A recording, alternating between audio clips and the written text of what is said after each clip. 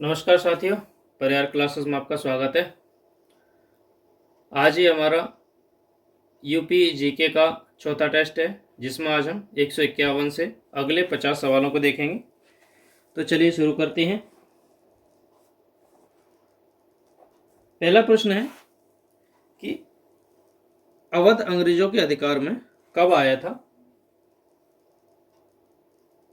तो इसका सही आंसर है 6 सितंबर 1857 को। अगला प्रश्न है कि गोरखपुर यानी कि उत्तर प्रदेश के समीप स्थित चोरा चोरी हत्याकांड कब हुआ था? तो ये बहुत ही फेमस है और आपको चोरा चोरी हत्याकांड जरूर याद रखना चाहिए। तो 5 फरवरी 1922 को ये कांड हुआ था। उत्तर प्रदेश में काकोरी षड्यंत्र कांड कब हुआ था? ये भी बहुत ही इंपॉर्टेंट है, इसकी भी डेट आपको याद रखनी चाहिए। तो काकोरी कांड हुआ था 25 अगस्त 1925 को। अगला प्रश्न है कि उत्तर प्रदेश के किसान आंदोलन का नेतृत्व किस नेता ने किया था? तो नेता का नाम बताना है आपको उत्तर प्रदेश में। तो इसके थे पंडित जवाहरलाल नेहरू। अगला प्रश्न है कि सन 1857 विद्रोह में तात्या टोपे ने किस जगह पर क्रांति का संचालन किया था? तो मथुरा में या कालपी में, कानपुर में या लखनऊ में? तो इसका सही आंसर है कालपी।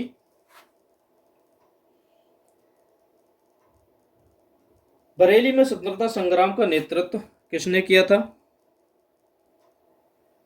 तो इसका सही आंसर है खान बहादुर खान ने।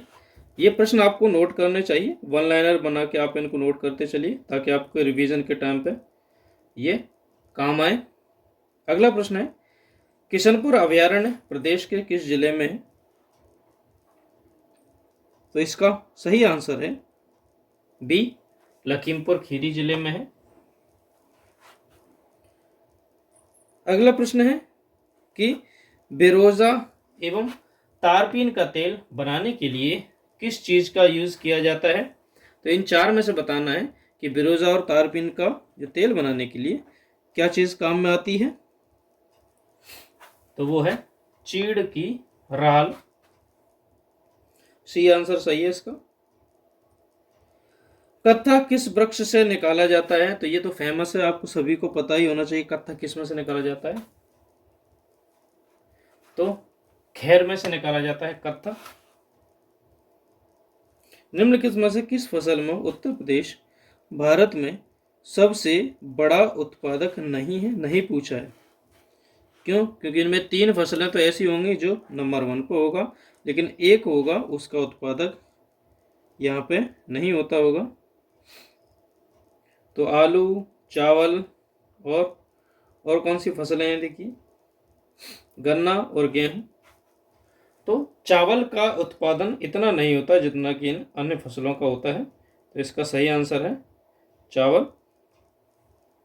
उत्तर प्रदेश में उगाई गई निम्न फसलों में से सबसे किसकी अवधि न्यूनतम है, यानी कि कम समय में कौन सी फसल हो जाती है? इनमें से सबसे कम टाइम की फसल बतानी है तो वो है डी, मूंग। मूंग बहुत ही कम समय में हो जाती है, बाजरे के साथ ही लगभग हो जाती है। सॉरी। निम्न में से कौन सा फसल चक्र पूर्वी उत्तर प्रदेश के लिए सबसे उपयुक्त है? यानी कि कौन कौन सी फसलें हैं जो पूर्वी उत्तर प्रदेश में बोई जाती हैं? तो इसका सही आंसर है धान, मक्का और गेहूं। ये पूर्वी उत्तर प्रदेश में उगाए जाते हैं। अगला प्रश्न है कि भारत में निम्नलिखित में से कौन सा राज्य गेहूं के उत्पादन में सबसे बड़ा राज्य है? तो वो है डी। सबसे ज्यादा गेहूं का उत्पादन कहां पर होता है? यूपी में होता है। उत्तर प्रदेश में कुल बोए गए क्षेत्र का कितना प्रतिशत असिंचित क्षेत्र है? असिंचित क्षेत्र बताना है। लगभग 28% है वह असिंचित क्षेत्र है जिस पर सिंचाई नहीं की जाती है। उत्तर प्रदेश में सबसे महत्वपूर्ण नगदी फसल कौन सी है? वो है गन्ना। उत्तर प्रदेश में सीमांत कृषक किन्हें कहा जाता है? तो ये पहले भी रिपीट हो गया ये क्वेश्चन, हमने देखा था कि सीमांत कृषक किसे कहते हैं। तो इसका सही आंसर है ये जो 2.5 एकड़ से कम भूमि वाले किसानों को हम सीमांत कृषक कहते हैं। भारत में चीनी का सबसे बड़ा उत्पादक राज्य कौन सा है? तो वो है उत्तर प्रदेश।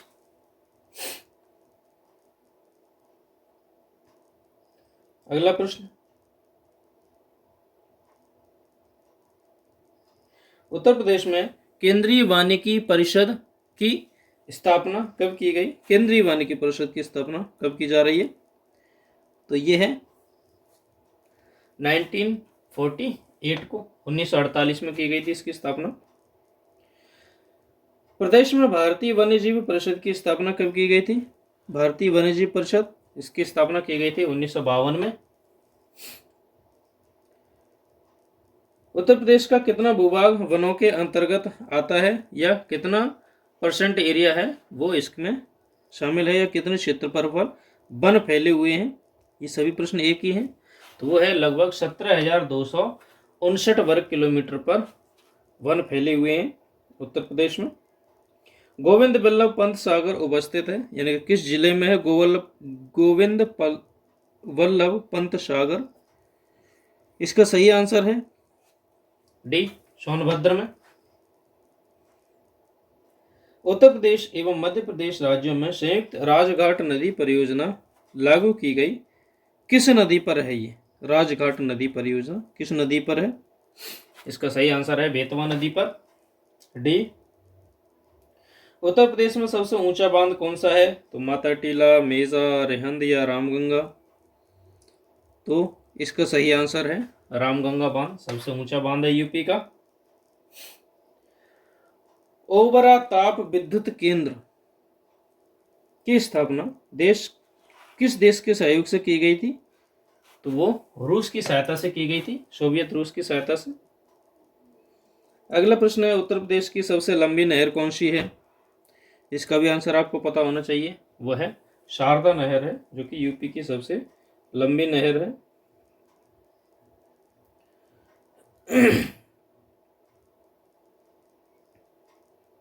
अगला प्रश्न है कि गैसोहॉल की पायलट परियोजना प्रदेश के किस स्थान से शुरू की गई है? जो गैसोहॉल है उसकी योजना की शुरुआत कहाँ से की गई है? तो इसका सही आंसर है आंवला में। निम्नलिखित में से किस स्थान पर उत्तर प्रदेश के एक नाभिकीय ऊर्जा परियोजना, यानी कि यहाँ पर इन चारों में से किसी एक स्थान पर जो न्यूक्लियर पावर प्लांट है वो है? तो इसका सही आंसर है नरोरा में न्यूक्लियर पावर प्लांट है। सर्वाधिक अनुसूचित जनजातियों में प्रतिशत वाला जिला कौन सा है? यानी कि सबसे ज्यादा किस जिले में अनुसूचित जनजातियां पाई जाती हैं? इसका सही आंसर है खीरी में सबसे ज्यादा जनजातियां पाई जाती हैं। निम्नलिखित में से जनजातियों में से किसकी संख्या उत्तर प्रदेश में सबसे ज्यादा, यानी कि सबसे ज्यादा कौन सी जनजाति पाई जाती है यूपी में? इसका सही आंसर है थारू जनजाति सबसे ज्यादा है यूपी में। निम्नलिखित में से कौन सी अनुसूचित जनजाति बिजनौर जिले में निवास करती है? तो बिजनौर की एक अनुसूचित जाति का नाम बताना है, तो वो है माहीगीर। अगला सवाल है कि निम्न में से कौन से त्योहारों को थारू लोग शोक के रूप में मनाते हैं? ये सवाल शायद पिछले टेस्ट में भी रिपीट हुआ था और ये भी है, तो इसका सही आंसर है दीपावली। हम सभी लोग हर्ष और उल्लास से मनाते हैं, लेकिन वे शोक के रूप में मनाते हैं थारू लोग। ये बहुत इंपॉर्टेंट सवाल है। प्रदेश की किस जनजाति की उपजातियां कठरिया, डिगोरा और राना है, यानी कि एक जनजाति है उसकी उपजातियां हैं ये 3, तो वह कौन सी जनजाति है? वह है थारू जनजाति। अगर कुछ ध्यान नहीं आता है तो थारू को लगाइए, क्योंकि सबसे ज्यादा बड़ी थारू जनजाति है यूपी में। प्रदेश के किस क्षेत्र में थारू जनजाति निवास करती है, यानी कि सबसे ज्यादा कहां पर निवास करती है? तो वह है तराई क्षेत्र में।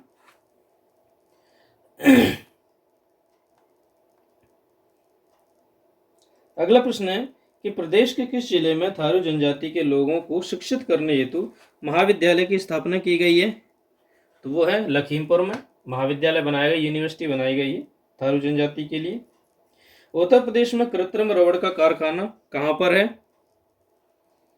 तो ये है गाजियाबाद में। उत्तर प्रदेश में दियासलाई उद्योग का प्रमुख केंद्र कौन है?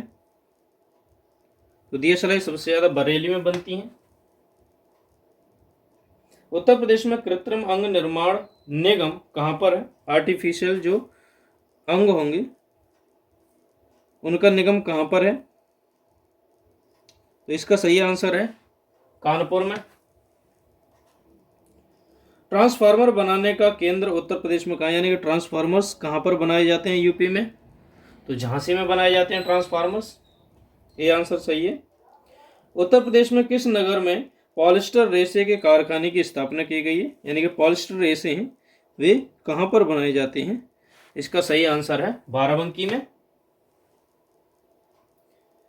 उत्तर प्रदेश में टेलीफोन इंडस्ट्रीज कहाँ पर स्थित है? टेलीफोन इंडस्ट्री बतानी है यूपी में कहाँ पर है? तो इसका सही आंसर है नैनी, इलाहाबाद में है टेलीफोन इंडस्ट्री। पुरा वनस्पति बीरबल शाहनी संस्थान उत्तर प्रदेश में कहाँ है?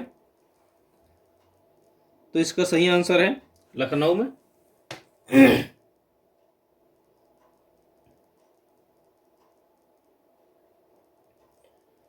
अगला सवाल है कि उत्तर प्रदेश का कौन सा नगर चिकन पर गोटे का काम एवं जरी के लिए प्रसिद्ध है? ये भी रिपीट हो चुका है प्रश्न, ये पिछले टेस्ट में था। तो इसका सही आंसर है लखनऊ।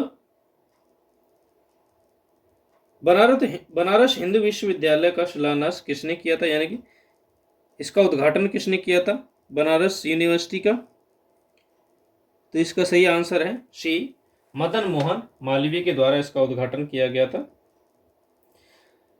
भारतवर्ष में कृषि विश्वविद्यालय की स्थापना की गई थी कहाँ पर? सबसे पहला जो कृषि विश्वविद्यालय था उसकी स्थापना कहाँ पर की गई थी? तो वह पंतनगर में की गई थी, उत्तर प्रदेश में ही। उत्तर प्रदेश का प्रथम मुक्त विश्वविद्यालय यानी कि ओपन यूनिवर्सिटी कहाँ पर है? पहली ओपन यूनिवर्सिटी कौन सी है? वो है इलाहाबाद यूनिवर्सिटी, जो ओपन यूनिवर्सिटी है और फर्स्ट भी है। प्रथम विकलांग यूनिवर्सिटी कहाँ पर है?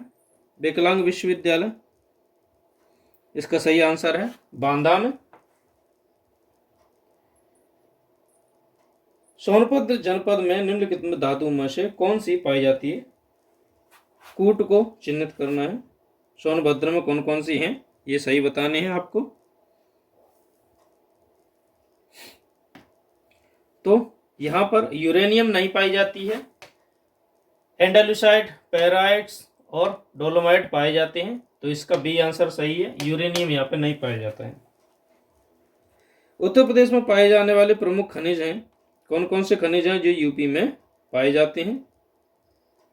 इनमें से बताइए कौन सा ऑप्शन है जो यूपी में पाए जाएंगे?